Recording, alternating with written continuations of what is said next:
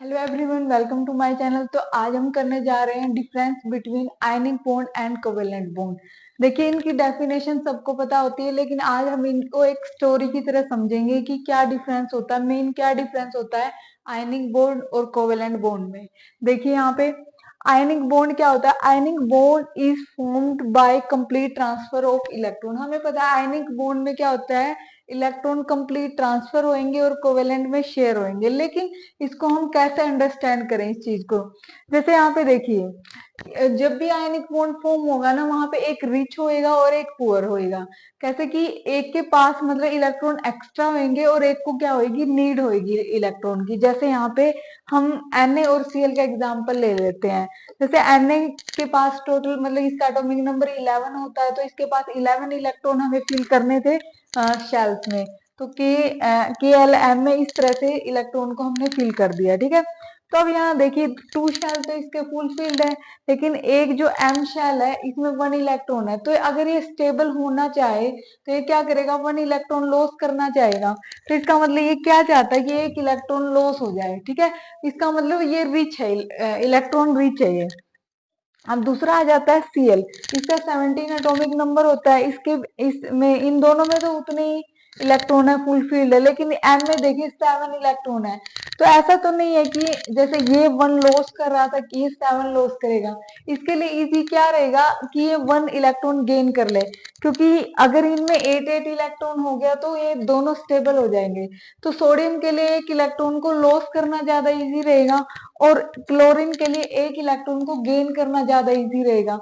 तो इस वजह से ये क्या करना चाहेगा, इसको इलेक्ट्रॉन की नीड है तो ये पुअर हो गया, और इसको इलेक्ट्रॉन लॉस करना है तो ये रिच हो गया। जैसे हम हमारी डेली लाइफ में देखते हैं रिच और पुअर, वही चीज अप्लाई करके देखनी है। तो आयनिक बॉन्ड कैसे बनेगा, एक रिच होएगा एक पुअर, मतलब एक को नीड होएगी और एक के पास क्या होंगे, एक्स्ट्रा होंगे।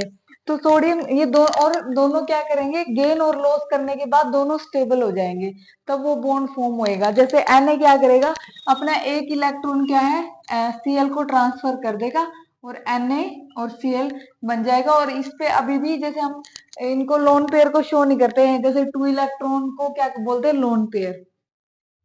तो यहाँ पे अभी 6 इलेक्ट्रॉन अभी भी प्रेजेंट है इसमें, लेकिन हम इनको शो नहीं करते हैं। ठीक है, इसने सिर्फ एक इलेक्ट्रॉन क्या है, इस एक इलेक्ट्रॉन यहाँ पे आया और बॉन्ड फॉर्म हो गया है। तो इस टाइप से आयनिक बॉन्ड की फॉर्मेशन होती है। अब आ जाते हैं हम कोवेलेंट बॉन्ड पे।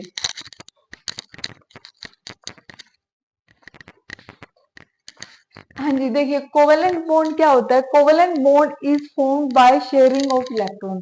कोवेलेंट बॉन्ड कैसे बनता है, इलेक्ट्रॉन की शेयरिंग से। तो शेयरिंग कौन करेगा, इसमें क्या होएगा, जैसे इसमें आयनिक बॉन्ड के केस में एक रिच और एक पुअर था, लेकिन इसमें क्या होएगा, दोनों पुअर होंगे। कैसे, हम एग्जांपल से समझते हैं। जैसे हमने दोनों क्लोरीन लिए हैं, ठीक है। अब देखिए ये वाला जो क्लोरीन, इसके पास 7 इलेक्ट्रॉन है, ठीक है। और इस वाले क्लोरीन के पास भी क्या है, 7 इलेक्ट्रॉन है। तो क्या होएगा, ये क्या करना चाहते हैं, दोनों स्टेबल होना चाहते हैं। अगर एक एक इलेक्ट्रॉन इनको कहीं से मिल जाए तो ये क्या हो जाएंगे, स्टेबल। लेकिन एक और काम ये भी तो कर सकते हैं, ये क्लोरीन इसको बोलेगा कि हम ऐसा करते हैं कि हम दोनों क्या कर लेते हैं, इलेक्ट्रॉन को शेयर कर लेते हैं। ठीक है, जैसे हम एक तरह से फूड की बात करें, एक के पास दाल है एक के पास चावल है, तो वो क्या करेंगे, दोनों के पास ही फूड कंप्लीट नहीं है, लेकिन अगर वो दोनों शेयर कर ले तो दोनों के लिए क्या हो जाएगा, इजी रहेगा। ठीक है, उसी तरह से दोनों क्या करेंगे, इलेक्ट्रॉन की शेयरिंग करेंगे। तो इस वजह से हमें पता चल जाता है कि किसमें कोवेलेंट बॉन्ड की फॉर्मेशन होती है और किसमें आयनिक बॉन्ड की फॉर्मेशन होती है। अगर एक जैसे रिच है और पुअर है तो आयनिक बॉन्ड, और दोनों पुअर मतलब दोनों को इलेक्ट्रॉन की नीड है तो दोनों क्या करेंगे, क्योंकि अब अगर ये कंप्लीट ट्रांसफर कर देगा इलेक्ट्रॉन का तो फिर इसको और नीड हो जाएगी। तो ऐसे तो ये नहीं कर सकता, ना ही ये वाला क्लोरीन कर सकता। तो इस टाइप से क्या करेंगे, शेयरिंग करेंगे, और इस टाइप से कोवेलेंट बॉन्ड की फॉर्मेशन होती है। आई होप आपको ये वाला कॉन्सेप्ट बहुत अच्छे से समझ में आया होगा। अगर फिर भी कोई डाउट है तो कमेंट बॉक्स में कमेंट